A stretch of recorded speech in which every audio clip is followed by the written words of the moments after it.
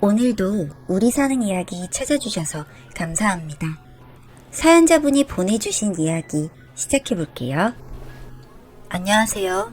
평범하게 살아오던 저에게 씻을 수 없는 상처가 고등학교 때 생겼습니다. 그 이후로 저는 조금 힘든 시간을 보내게 되었어요. 결국 저는 고등학교를 자퇴하고 검정고시로 대학을 가서 작은 중소기업의 사무직으로 취업을 했습니다. 검정고시라는 이미지가 안 좋긴 하지만 당시 사장님께 최종 면접을 볼 때 어떤 일로 자퇴를 했는지 물으셨고, 저는 하늘을 우러러 제 잘못은 없었지만 상황에 의해 자퇴를 결심하게 되었고, 그 누구에게도 피해를 주지 않았다고 대답을 했습니다. 그 대답이 마음에 드셨던 건지 면접에서 떨어질 것이라는 제 생각과는 달리 면접에 붙어서 회사에서 업무를 보게 되었어요. 제가 다닌 회사는 프랜차이즈 본사였는데 백종원의 회사처럼 큰 회사가 아니라 작은 프랜차이즈들을 관리하는 회사라고 생각하시면 이해가 편하실 것 같아요. 사무직 15명, 그리고 프랜차이즈 가맹점을 관리하는 외근직을 여러 명 두고 있는 회사인데, 사장님께서 면접 때 제 대답이 인상적이었는지 몇 년이 지난 후 본인의 아들을 만나볼 생각이 없냐면서 물어보시더라고요. 키가 좀 작긴 한데 그래도 어디 가서 손가락질 안 당하게 잘 키웠다고요. 그런데 회사 상사가 시아버지가 된다면 얼마나 불편하겠어요.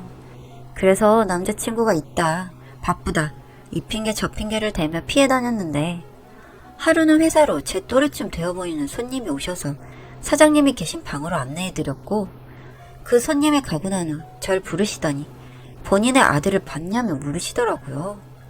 제 또래쯤 되는 사람이 회사에 올 일은 면접 말고는 없어서 면접을 볼 사람인가 생각을 했는데 사장님의 아드님이셨던 거죠. 그리고 자세히 보지 않았음에도 단정하고 자세가 바르다는 생각이 들었습니다. 그래도 사장님의 호의가 불편해서 결국 소개를 받는 대신 앞으로 잘 되든 잘 되지 않든 궁금해하지 않아주셨으면 좋겠다고 말을 하고 아드님의 연락처를 받고 자리로 돌아갔습니다. 제가 금사빠는 아닌데 사실 아드님이 잘생겼다는 생각을 머리에서 지울 수가 없었고, 제가 그때가 26살이었으니 제대로 된 연애도 하고 싶은 마음이 많았거든요. 지금 생각해보면 왜 그랬을까 하는 생각이 있기도 했지만, 봄바람에 잠시 정신이 이상했던 건지 퇴근길에 지금은 제 신랑이 된 대표님의 아드님에게 연락을 했습니다. 저는 제가 연락처를 받아왔으니 먼저 사장님이 연락을 하라고 했다고 말을 해야 하나 말아야 하나 걱정하고 있었는데, 다행히 신랑이 먼저 말을 걸어왔어요.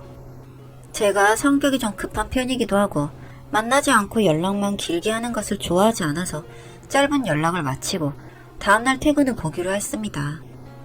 처음 보는 자리에서 밥부터 먹으면 불편하고 신경이 많이 쓰일 것 같아 회사 근처 카페에서 만나게 되었는데, 이야기를 하는 동안 어색하지 않게 부단히도 노력하는 게 눈에 보여서 저도 기분이 좋았습니다.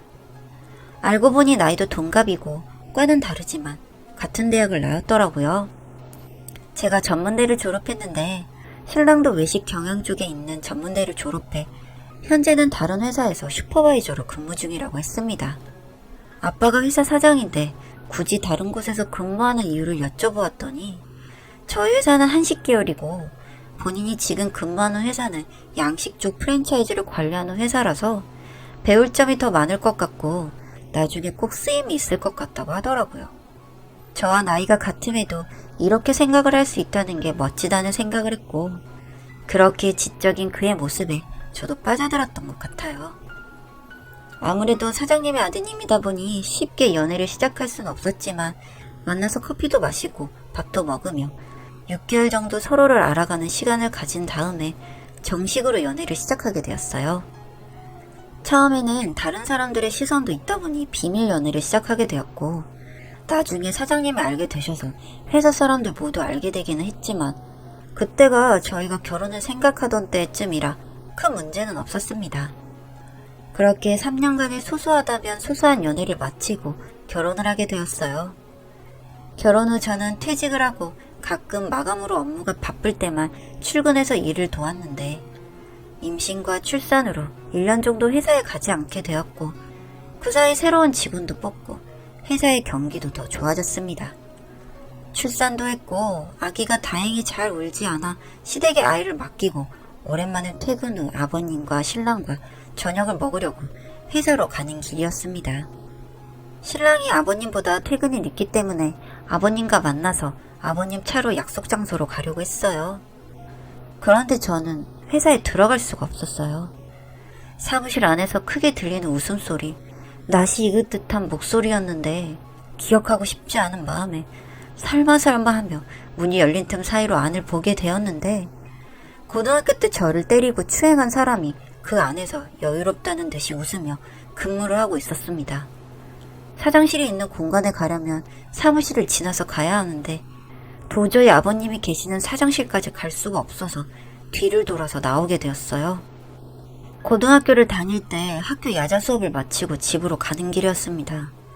저희 집으로 가기 위해서는 지름길과 돌아가는 길이 있었는데 지름길이 아주 얕은 동산을 넘어가야 했는데 산도 아니고 밑에서 위를 보면 다 보이는 공간이다 보니 바쁠 때면 동산으로 올라가곤 했습니다. 그날도 가족들이 저녁을 준비해두고 기다리고 있다는 말에 동산을 올라가고 있었는데 동산의 중간쯤에 있는 정자에 저희 또래의 고등학생들이 눈에 보였어요. 남자 여자 섞여 있긴 했지만 한눈에 보기에도 불량스러웠고 저는 뒤를 돌아 내려가려고 했는데 뒤에서 어떤 남자애가 달려오더니 제 발을 걸어서 넘어뜨리고 폭행을 했습니다. 왜 맞는지도 몰랐고 왜 때리는지도 알 수 없었어요. 그냥 맞았습니다. 그렇게 맞고 집으로 돌아갔는데 다음날 눈이며 온몸이 멍이 들었고 결국 이 모습을 저희 부모님께서 보게 되었어요. 부모님이 속상하실 것 같아서 숨기고 싶었는데 몸에 있는 상처들은 숨길 수 없음을 알게 했고 부모님은 노발대발하셔서 그 학교를 찾아갔습니다.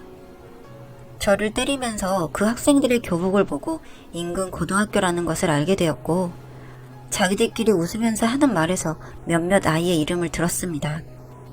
교무실을 찾아가 그 아이의 이름을 대니 이미 선생님들도 알고 있을 정도의 문제아였고 결국 저를 폭행했던 3명의 남자와 다른 학교 다니는 2명의 여자를 알아낼 수가 있었어요. 그리고 경찰에 신고를 했는데 직접적으로 저를 폭행한 2명의 학생만 신고가 가능해서 2 학생을 신고하고 저는 병원에 입원을 했습니다. 입원을 하고 채 하루가 되지 않았을 때 그 학생의 부모가 찾아와서 사과를 하는데 편부모 가정이더라고요. 부모님께서는 처벌을 원하셨지만 계속 저에게 찾아와서 무릎까지 꿇으시는 그 아이의 부모님을 보니 저도 마음이 무겁기도 하고 나중에 보복이 두려워서 합의를 했습니다. 잊고 지내려 했지만 저는 그 이후 학교를 다닐 수 없었어요. 너무 부끄럽기도 했고 또래 아이들만 보면 발이 얼어붙어서 1~2명만 모여 있어도 그 길을 갈 수 없었거든요. 저는 자퇴를 하고 다른 동네로 이사를 가서 심리치료를 받고 나서야 검정고시 준비를 할 수 있었습니다. 폭행을 당했던 게 18살이었으니 꼬박 2년을 그 공포에서 헤어나지 못했던 거죠. 다행히 가족들과 심리치료 선생님의 도움으로 안정을 찾게 되었고 대학교에 가서는 더 즐겁고 행복하게 지냈어요. 나중에 그 학생들을 마주치면 욕이라도 시원하게 해줘야겠다 생각을 하고 그런데 실제로 만나니 그 사람이 절 쳐다볼까 무서워서 있는 곳을 들어갈 수도 없었습니다. 결국 시아버님과 신랑에게 몸이 안 좋아 집으로 간다고 문자를 남기고 택시를 타고 집으로 가서 한참을 멍하니 있었어요. 걱정이 되어 약속을 취소하고 집으로 온 신랑에게 술 기운도 빌려 고등학교 때 학교폭력을 당했고 지금 그 가해자가 시아버님 회사에서 근무 중이라는 걸 알았습니다. 신랑은 분노하며 당장 잘 알겠다고 말했지만 저는 그게 옳은 일인지 모르겠어서 우선 말렸는데 다음날 생각해보니 제가 참아야 할 이유도 모르겠더라고요. 그리고 얼마 후 신랑이 시아버님께 제 학창시절 이야기를 말하고 시아버님 회사로 이직을 하게 되었어요. 그 가해자가 있는 부서의 팀장으로요. 남편 사무실에 갖다주는 척하며 사무실에 들어갔는데 그놈을 절 기억하지 못하는 것 같더군요. 때린 놈은 아주 발 뻗고 잘 자고 잘 살았던 모양이라 생각을 하니 더욱 분노감이 들었습니다. 그래, 너도 한번 당해봐라 하는 마음으로 어떻게 해줘야 하나 남편과 생각을 하다가 스스로 건들 수 있게 최대한 못살게 굴기로 했습니다. 우선 그 가해자는 사무직으로 입사를 한 놈이었는데 업무 능률로 다시 평성을 하겠다고 해서 그냥 외근직으로 바꿔버렸습니다. 외근직도 그냥 편하게 둘 순 없죠. 그럼 그만두지 않고 붙어있을 테니까요. 그래서 가장 기피하는 곳 두 곳을 담당으로 지정을 해두게 되는데 강원도와 거제도로 맡겼습니다.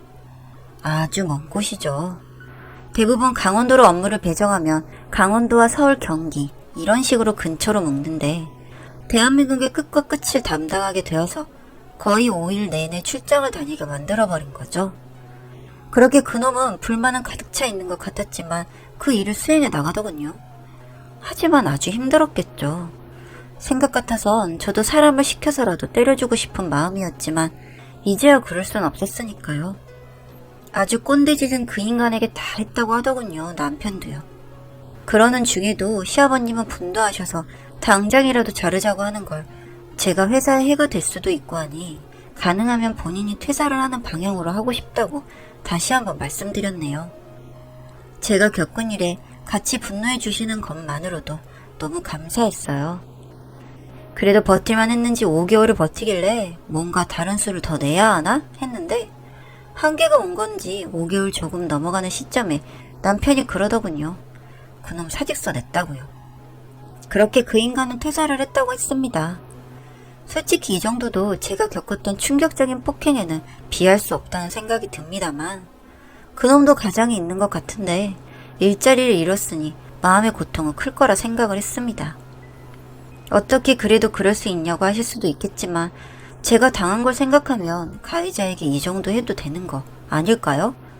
그놈은 아주 편안하게 아무 트라우마 없이 잘 살고 있었다는 게 지금 생각해도 끔찍하게 싫거든요. 저는 그 인간이 퇴사했다는 소식을 들은 이후로는 좀 나아지는 것 같다는 생각이 듭니다. 가슴속에 정말 막연히 두렵고 힘들었던 그런 감정들이 조금은 사라진 그런 느낌이에요. 이렇게 시아버지와 남편 덕분에 복수를 할 수 있게 되어 나름 시원합니다. 긴 글 읽어주셔서 감사합니다.